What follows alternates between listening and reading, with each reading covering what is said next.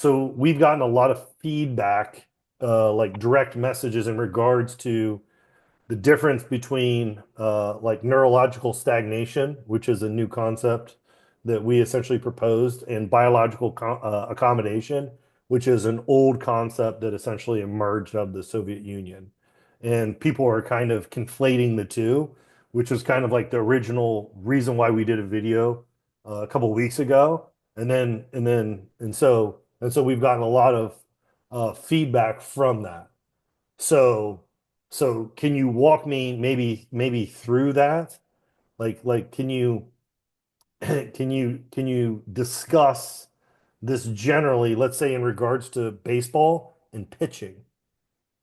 Well, so to do that, I think there has to be some context. So I don't one of the pieces of feedback that we got, which wasn't necessarily a question, but was just sort of like a discussion or a thought experiment, which was if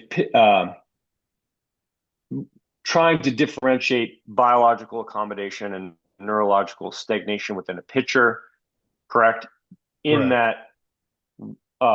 that what we're seeing is that the pitcher's performance is declining, Hmm. correct? Correct. And so the thought was, if I am correct on this, the thought was, should we add one maximal effort bullpen session as a way to account for this? Is that correct?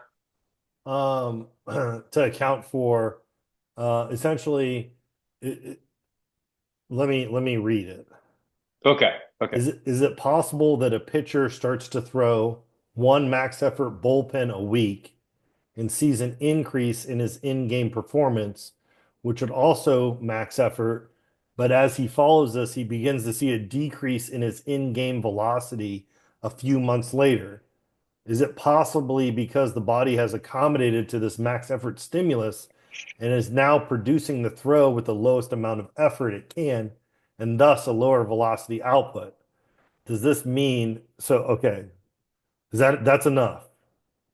Yeah. So the thing that came to mind was because we were just discussing it in another video. Technically, if we're pitching in a game, we're never going to be at max effort Correct. The neural because net, it's a repeated effort thing. yeah, because the neural network is going to be able to do it repeatedly. Correct. Yeah. So you're not looking for that one, huge engagement of the network to create this output one time. You're looking for it to do it, 90 times. And so therefore, by definition, you will never be at maximal effort. Correct. And so, Well, hold on. So you may be giving your maximal effort, but the neurology is not going to be constrained in a way where it's actually going to elicit that. And that's why you can correct. do it That's repeatedly. probably a better explanation for sure, for sure. You may be thinking that your effort is maximal on every pitch, Hmm. but the output will not equate exactly to maximal every single time. Correct.